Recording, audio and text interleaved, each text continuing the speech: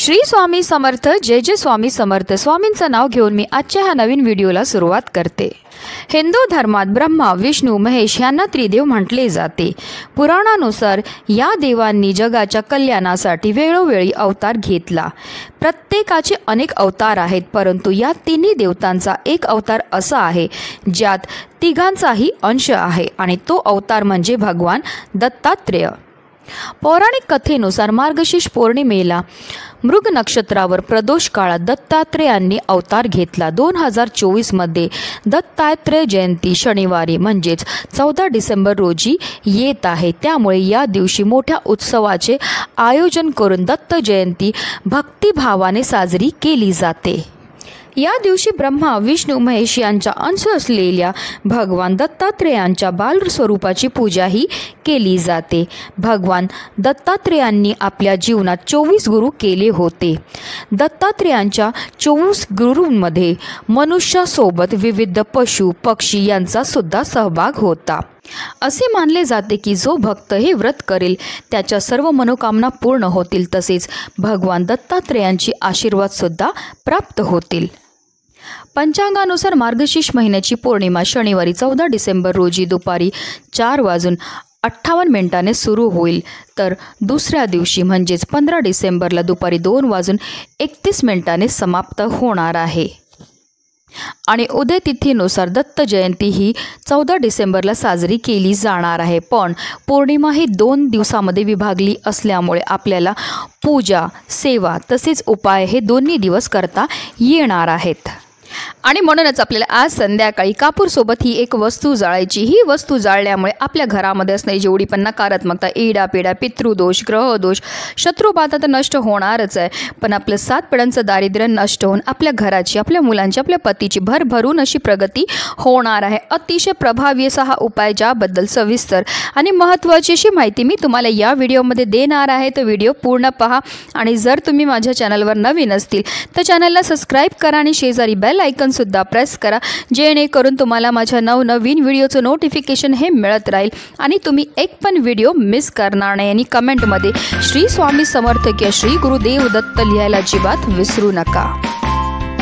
अगदी तुमच्यापासून माझ्यापर्यंत प्रत्येकजण खूप मेहनत करतो, खूप कष्ट करतो, जेणेकरून आपल्या आयुष्यामध्ये सुख समृद्धी नांदेल। पण बऱ्याचदा काय होतं ना, आपल्या घरामध्ये काही दोष असतात किंवा आपल्यामध्ये काही दोष असतात, त्यामुळे सुद्धा आपल्याला कोणत्याही क्षेत्रामध्ये यश हे मिळत नाही। आपण मेहनत तर करतो, कष्ट तर करतो, पण आपल्या कष्टाला, आपल्या नशिबाची साथ ही मिळत नाही। आपल्या घरी पैसा तर येतो, पण आलेला पैसा टिकून राहत नाही। जर आपल्या घरामध्ये वारंवार भांडणं होत असतील, कलह होत असतील, आजारपण येत असेल, नवरा बायकोंचं पटत नसेल किंवा मुलांचं पटत नसेल, किंवा आपल्या मुलांना केलेला अभ्यास लक्षात राहत नसेल, की आपली मुलं खूप शिकलेली आहेत पण त्यांना मनासारखी नोकरी प्राप्त होत नसेल, त्यांच्या विवाह जुळण्यामध्ये समस्या येत असतील, किंवा नोकरी किंवा व्यवसायामध्ये यश मिळत नसेल, तर या प्रकारच्या समस्या का निर्माण होतात? तर त्या निर्माण होतात आपल्यामध्ये असणाऱ्या दोषामुळे। जर आपल्या घरामध्ये वास्तुदोष असेल, पितृदोष असेल, किंवा आपल्या घराला नजर लागलेली असेल, किंवा आपली ग्रहदशा चांगली नसेल, राहू, केतू, शनी या ग्रहांचे दुष्प्रभाव असतील,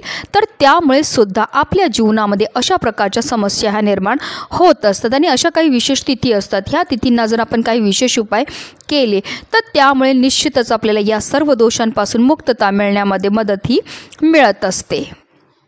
आता हा उपाय आपल्याला कधी करायचा? तर हा उपाय आपल्याला आज संध्याकाळी 6 वाजल्यापासून 7:30ची जी वेळ असते ती माता लक्ष्मीची आगमनाची वेळ असते, आणि त्या वेळेमध्ये जर आपण काही विशेष उपाय केले तर त्यामुळे माता लक्ष्मी ही आपल्यावर प्रसन्न होते आणि तिचं अखंड आगमन आपल्या घरामध्ये होत असतं। पण आता काही कारणास्तव जर तुम्हाला या वेळेमध्ये हा उपाय करणं शक्य नाही झालं तर तुम्ही अगदी रात्री 12 वाजेपर्यंत सुद्धा हा उपाय जो आहे तो करू शकतात। हा उपाय सुरू करायच्या अगोदर सर्वप्रथम आपल्याला देवघरामध्ये दिवा हा प्रज्वलित करून घ्यायचा आहे, कारण कोणतीही सेवा किंवा कोणताही उपाय जो आहे तो आपल्याला अग्नीच्या साक्षीने करायचा आहे। त्यानंतर आपल्याला विधिवत देवपूजा ही करून घ्यायची आहे।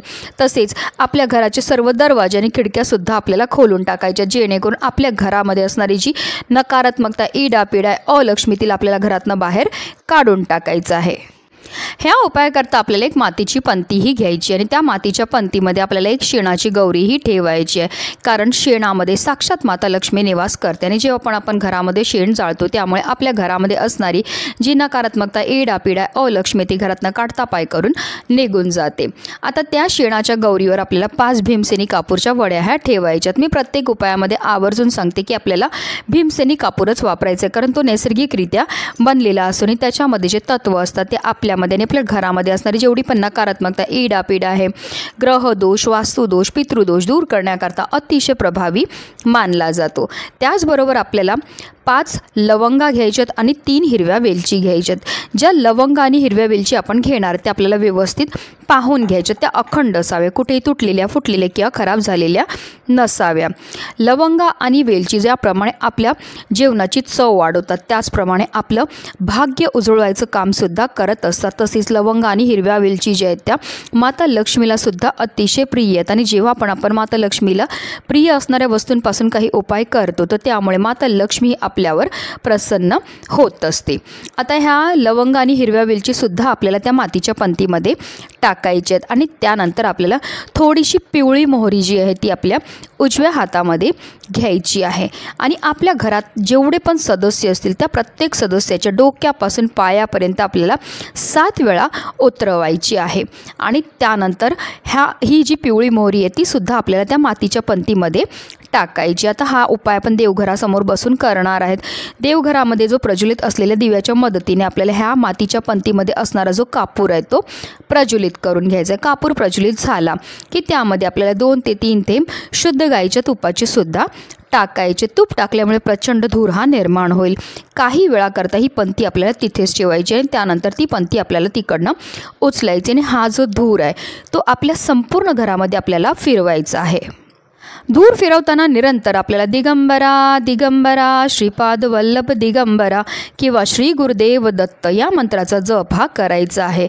आता संपूर्ण घरामधनं फिरवून झाल्यानंतर ही जी मातीची पंती आहे ती आपल्याला आपल्या मुख्य प्रवेशद्वाराच्या उंबरठ्याच्या बरोबर मधोमध नेऊन ठेवायचे। जिथपर्यंत कापूर प्रज्वलित आहे तिथपर्यंत निरंतर आपल्याला मंत्राचा जप हा करायचा आहे। जेव्हा आपण कापूरसोबत ह्या वस्तू जाळतो त्याचबरोबर मंत्राचा जप करतो त्यामुळे आपल्या घरामध्ये असणारी जेवढी पण नकारात्मकता, इडापिडा, ग्रहदोष, वास्तुदोष, पितृदोष, अलक्ष्मी घरात न काढता पाय करून निघून जाते आणि ज्या घरामध्ये कोणत्याही प्रकारचे दोष नसतात त्याच घरामध्ये माता लक्ष्मी ही आगमन करत असते। आता जेव्हा कापूर शांत होऊन जाईल तर ह्या पंतीमध्ये काही वस्तू असतील ज्या जळालेल्या असतील, काही नाही जळाले असतील तर त्या वस्तू आपल्या घरापासून लांब नेऊन आपल्याला टाकायच्यात। अशा रीतीने हा उपाय आपल्याला आजच्या दिवशी करायचा। नक्की करा। हा उपाय केल्यामुळे आपलं 7 पिढ्यांचं दारिद्र्य नष्ट होऊन आपल्या संपूर्ण कुटुंबाची भरभरून अशी प्रगती होणार आहे। श्री स्वामी समर्थ। जय जय स्वामी समर्थ। दिगंबरा दिगंबरा श्रीपाद वल्लभ दिगंबरा।